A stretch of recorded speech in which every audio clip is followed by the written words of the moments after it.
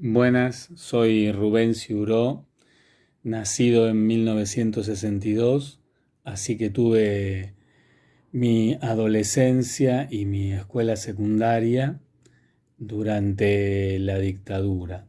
Creo que hice primer año en el 75, se notó mucho el cambio respecto a la época pregolpe, que recuerdo una profesora que antes del golpe explicaba por qué hacía un paro, por ejemplo, cuando se adhería, y después, pobre, algún memorioso le preguntaba y nada, trataba de no contestar, ¿no? De no, pobre, de no quedar ahí comprometida.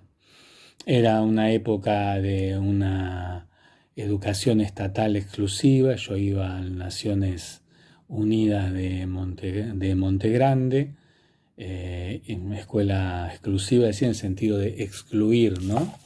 Porque nos obligaban a ir de pantalón de vestir, de saco, de corbata, y si uno no iba con saco o no iba con pantalón de vestir, iba con vaquero, te ponían media falta, lo que significaba que acumuladas las faltas naturales debido a cuestiones de meteorología, de salud, etcétera, bueno, nada, quedabas afuera más fácil.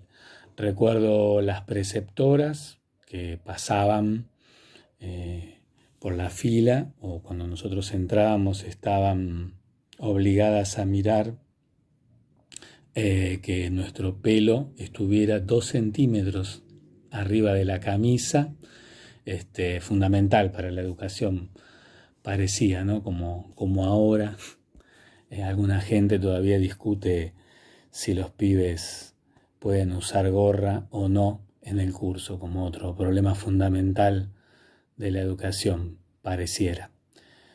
Bueno, era un clima bastante opresivo. Recuerdo que hubo un concurso convocado por el Regimiento de la Tablada sobre San Martín y eligieron a un grupo de alumnos para armar un trabajo que representara la escuela. Entiendo que esto fue para 1978.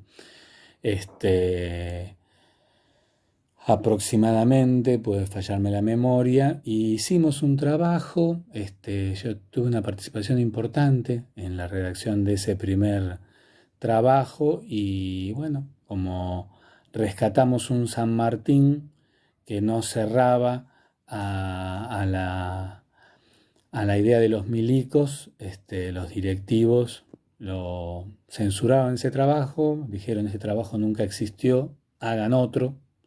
Y así fue, ¿no? Se hizo otro trabajo y ese primer trabajo quedó ahí, nunca existió. Esto fue toda una parte de la secundaria. Después, como era un joven rebelde y algunas otras cuestiones, terminé repitiendo, cambiándome de escuela, y fui a una escuela nocturna en Tristán Suárez, vespertina, el Instituto Cultural Tristán Suárez, que funcionaba eh, ediliciamente prestado en lo que era una primaria estatal diurna. Estaba en la plaza de Tristán Suárez, al lado de la iglesia y del industrial de Tristán Suárez, y a 100 metros de la comisaría. Bueno, ahí nos organizamos con otros secundarios y reclamamos porque también le ponían ausente a aquellos compañeros que trabajaban y entonces llegaban tarde. Le ponían ausente o media falta si era hasta cierto determinado momento su ingreso tarde. Y esto hacía que en el vespertino aquellos que trabajaban, que no eran pocos, quedaran libres. Otra forma de excluir, ¿no?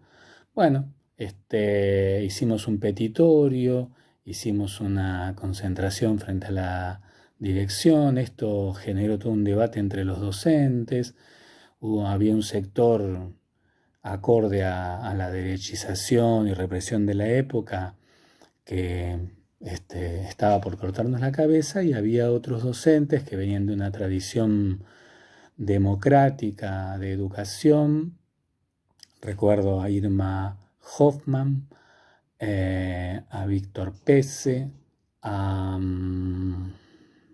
bueno, dos docentes más que ahora no recuerdo el nombre, que trabajaron por de alguna manera contener ese influjo de rebeldía juvenil. Y bueno, de resultas de esto terminó siendo que el padre Nata nos denunció ante autoridades militares y algunos de los estudiantes que participamos de esa movida tuvimos aprietes, ¿no? Bueno, son algunas memorias de la secundaria mía. Dos recuerdos más de aquella época. Una es en primer tramo de mi secundaria, cuando iba al secundario diurno, en mi edad cronológica correspondiente al año. En un momento quisimos organizar una especie de protesta, un grupo de compañeros, yo creo que estaríamos en tercer año, cuarto, y compañeros y compañeras. Y esa protesta consistía en que íbamos a ir todos de vaquero, todos de jean. Y no se pudo hacer porque del grupete de todos, éramos 10, 15 los que estábamos decididos impulsando, la mayor parte en sus casas les dijeron, no vas sin el uniforme que requiere el colegio, ¿no? Ese era el clima social también por diversas razones. Quizás algunos padres convencidos, quizás algunos temerosos. Después recuerdo también que hacía pintadas en la escuela y que la directora llamó a mi viejo y le dijo, mirá, algo así, más o menos me refirió con los años mi viejo en la conversación, sabemos que es tu hijo, decile que no haga más porque lo va a pasar mal, no lo va a pasar mal por la escuela, sino por la represión que había, ¿no? Bien por la directora, ¿no? Porque sabemos que hay otros directivos, por ejemplo los del ENAM de Banfield, que son señalados por muchos exalumnos y familiares, los directivos de aquella época del ENAM, que pasaron listas de alumnos a las autoridades militares para que los reprimieran y así fueron algunos de ellos desaparecidos, ¿no? Y también tengo para decir que de la otra etapa de mi secundaria, aquella en el vespertino de Tristán Suárez, ya formaba parte de un grupo juvenil organizado, bueno, juvenil, estábamos aprendiendo, pero éramos ahí sí ya plenamente conscientes de que íbamos contra la dictadura como un grupete político organizado, autónomo, éramos eso, que no estábamos conectados a ninguna organización en ese momento, y la movida que hicimos en defensa de que no quedaran libres los compañeros que trabajaban, la organizamos como tal.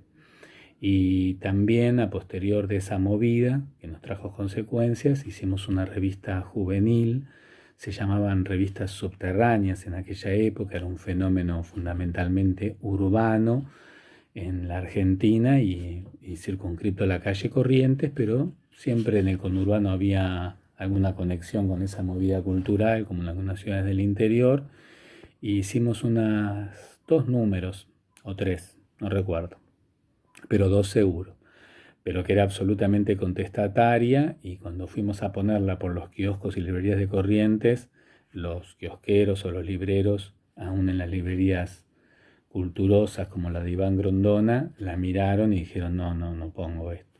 Porque, por ejemplo, un afiche que traía la revistita impresa mimeógrafo era un ferrocarril avanzando por una vía, el ferrocarril con la cara de roca y en la vía una compañera del pueblo originario con su bebé, es decir, hablábamos del genocidio. y eso era absolutamente contestatario porque la dictadura hizo una glorificación del genocidio sobre los pueblos originarios, ¿no? Se cumplía el centenario, 1979. Eso.